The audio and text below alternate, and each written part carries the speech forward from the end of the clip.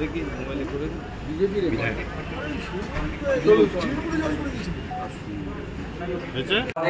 পার্টির media cell থেকে আমাদের মিডিয়া সেল কনভেনার মাননীয় তুষার ঘোষ ইতিমধ্যে আপনাদের জানিয়েছিল যে লিডার অফ অপোজিশনের একটি প্রেস কনফারেন্স আছে। তা মাননীয় তুষার ঘোষ আছেন, যিনি কনভেনার এবং ব্যবস্থাপক। মান্যবর জগন্নাথ চট্টোপাধ্যায় আছেন আমাদের জিএস, এবং আমাদের আরেক সাথী কালিয়াগঞ্জের বিজেপি বিধায়ক সৌমেন রায় আছেন।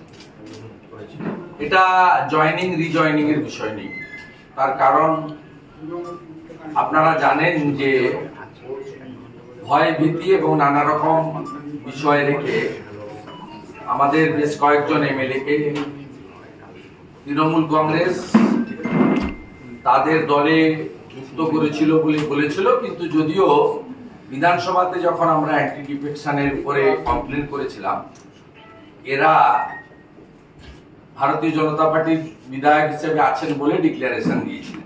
আমরা সকলকে এইভাবে ঘর অফিসেও রাজি হই, আমাদের রাজ্য পার্টি আমরা বা আমাদের কেন্দ্রীয় অবজারভাররা।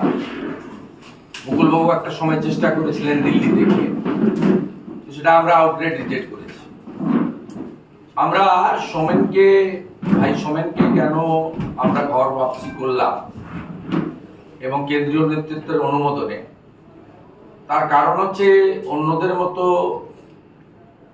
সম্মানীয় রাষ্ট্রীয় নেতৃত্ব, প্রধানমন্ত্রী, ভারত সরকার বা এজ এ হোল বিজেপি বা বিজেপির আদর্শের বিরুদ্ধে যেটুকু বলানো হয়েছে হয়তো বলেছে সোমেন রায়, কিন্তু নিজে থেকে আমাদের দলের আদর্শ বা আমাদের সর্বোচ্চ নেতৃত্ব সম্পর্কে, মাননীয় প্রধানমন্ত্রী বা অন্যান্য সম্পর্কে যেটুকু বলানো হয়েছে হয়তো বলেছেন পঞ্চায়েত নির্বাচনে, তো তার বাইরে নিজে থেকে এই কাজগুলো তিনি করেননি। তাছাড়াও মান্যবর রাজবংশী সমাজের অত্যন্ত শ্রদ্ধেয় মানুষ, আমাদের রাজ্যসভা সাংসদ অনন্ত মহারাজ তাকে সুপরামর্শ দিয়েছেন যে তুমি বিধানসভায় এলওপির সঙ্গে থেকে কাজ করো। যেহেতু এমএলএ, উনি সাংগঠনিকভাবে বিজেপির কোনো পোস্টে ছিলেন না, বিধায়ক হিসেবে কাজ করেছেন, তাই আজকে আমাদের এখানে একটা এমএলএদের মিটিং আছে। প্রধানমন্ত্রীর কর্মসূচিগুলিতে এমএলএদের যোগদান এবং তাদের ভূমিকা নিয়ে, তাই আমি সোমেনকে বলেছিলাম যে তুমি ওই মিটিংয়ে যোগ দেবে, তাই ও যোগ দিতে এসেছে। বিজেপির লোক, বিজেপির এমএলএ এসছে। বাকি সোমেনের যদি কিছু থাকে পরে সে বলবে, এই মুহূর্তে প্রেসে তাকে বলার কিছু দরকার নেই। তার পদ্ম ফুলের লোগোটা সে কয়েকদিন হয়তো কিছু দিন তাকে সরিয়ে রাখতে সে বাধ্য হয়েছিল। আমাকে অনেকবারই বলেছেন যে আমরা রাজবংশী সমাজের, আমি উত্তরবঙ্গের, এবং আমরা নরেন্দ্র মোদীজির সমর্থক। আমার বাড়িতে আমার পরিবারের সমস্ত সহধর্মিণী সহ তারা বিজেপির বাইরে কিছু বোঝেন না। আমি খুব অস্বস্তিতে ছিলাম।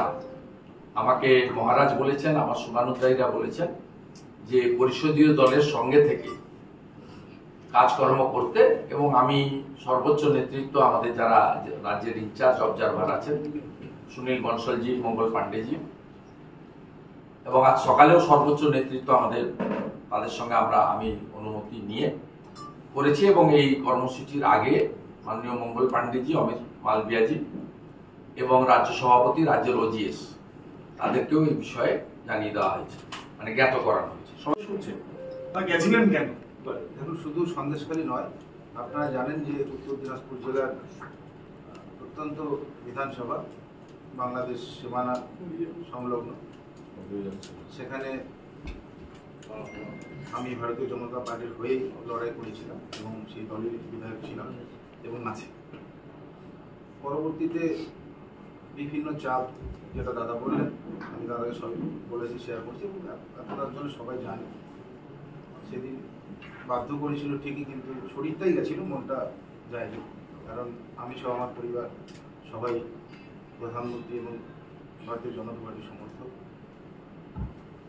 এই অল্প সময়ের মধ্যে যা অভিজ্ঞতা হয়েছে, আমি যদি বিধানসভা থেকে শুরু করি, আপনারা জানেন যে 6 মাস আগে আমি নাম বলছি যে মাইনর একটা মৃত্যুকে কেন্দ্র করে যে নোংরা রাজনীতি করেছিল, এবং আমরা সেই মৃত্যুটাকে খুব দুঃখের সহিত নিয়েছিলাম, কারণ ওটা রাজবংশী সমাজের ছিলেন। সেই মৃত্যুটাকে কেন্দ্র করে জনমানুষের যে তৃণমূলের প্রতি একটা ঘৃণা জন্মেছিল, সেটাকে মেকআপ করবার জন্য যেভাবে পুলিশ ডেপুটেশন দিতে যাওয়া রাজবংশী যুবক যুবতীদের উপর লাঠিচার্জ থেকে শুরু করে, ফায়ারিং থেকে শুরু করে, জল কামান থেকে শুরু করে এবং মিথ্যা মামলা দিয়ে যেভাবে রাজবংশী পরিবারগুলোকে ছন্নছাড়া করেছিল, সেটা আমাকে দাঁড়িয়ে দাঁড়িয়ে সেদিন দেখতে হয়েছিল। সেই কষ্ট দুঃখ